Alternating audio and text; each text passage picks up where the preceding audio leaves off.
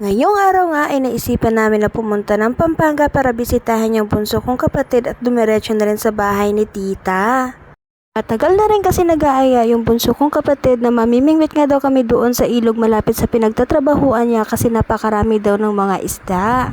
Kaya naman 2:30 pa nga lang ng umaga ay gumayak na kami para hindi kami abutan ng traffic sa daan at hindi rin mainit sa biyahe. Nagpicture-picture pa nga muna kami bago kami umalis para naman na sa ganun ay may remembrance din kami. Sobrang dilim pa nga nung umalis kami ng bahay at medyo nahihirapan pa nga ako magkakamera dahil din naman talaga ako sanay na nagsiselfone habang bumabiyahe. Matagal-tagal na nga yung huli naming long rides kaya naman hindi ko alam kung kakayanin ba ng motor namin dahil medyo may sira na nga. Malayo-layo pa nga ang aming babiyahiin kaya naman naggas na muna kami bago kami dumiretso papuntang Pampanga. Hindi nga din naman kasi namin masyadong kabisado kung gaano kalayo yung susunod na gasolinahan kaya mas mabuti na yung sigurado na. Pagkatapos nga naming magpagas ay ayan bumiyahe na kami ulit kaya naman samahan nyo kami mga maare. Pareho nga pala kami ni Josawa na sobrang introvert at hindi kami mahilig sa gala. Yung tipong aalis lang kami ng bahay kapag meron kaming importanteng pupuntahan o kaya naman meron kaming close na kaibigan na kasama sa pagre-rides. Sobrang bihira nga lang nangyayari yun mga mare at siguro nga mga 1 o 2 beses lang sa isang taon.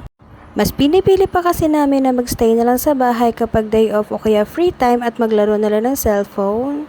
Yun bagang kahit wala kang ginagawa basta't meron ka lang cellphone at internet at meron kang pagkain sa bahay aba fights na yan.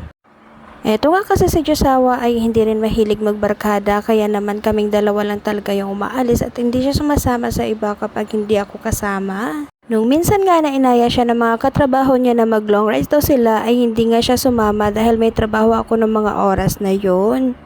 Sinabi ko nga sa kanya na minsan ay subukan niya sumama pero ayaw niya talaga mga mare.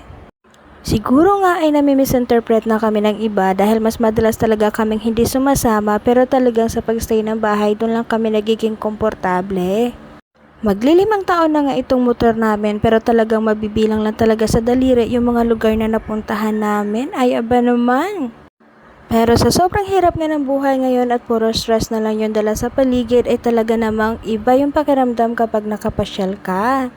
Nakaka-burnout din naman kasi kung puro trabaho lang ang ating aatupagin at puro stress lang yung dulot nun sa atin kaya paminsan-minsan ay deserve din naman natin ang gumala. Hindi naman kasi natin kailangan ng napakalaking pera para makapagpasyal dahil kami talaga kumare ay hindi kami nahihiyang magbaon ng pagkain. Mas malaki kasi talaga ang matitipid natin sa pagbabaon kaysa naman sa bumili pa tayo sa daanan.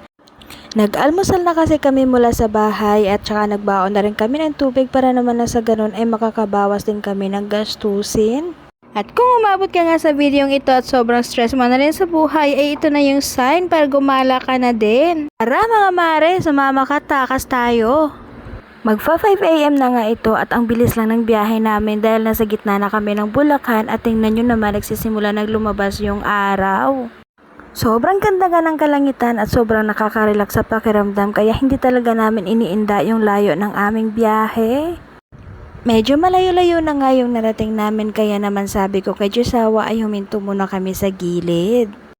Gustong-gusto ko rin makuhaan yung pagsikat ng araw kaya naman eto huminto talaga ako dito.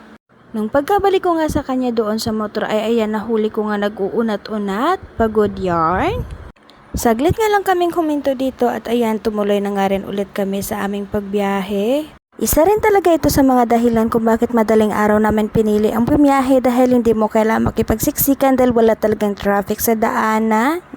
Medyo pagod-pagod na nga kami ng mga oras na ito pero talagang nag-e-enjoy kami sa aming pagbiyahe at meron talaga kaming nakukuhang peace of mind.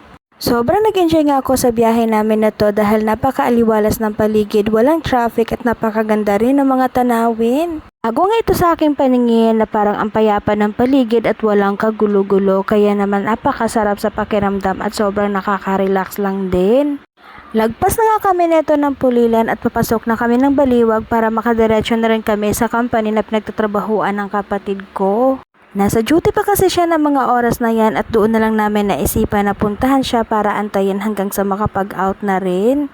Malapit-lapit na nga talaga kaming makarating kaya namin itong mga view ay talagang ini-enjoy ko pa rin. Sobrang aliwalas din talaga kasi ng paligid at yung araw ay pasikat pa lang.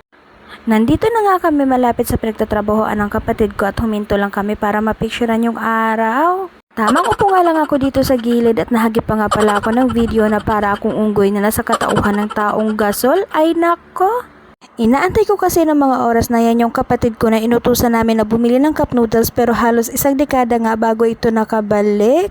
Yun na lang muna mga mare for today's video at abangan nyo po yung aming next upload para sa aming pamimingwit.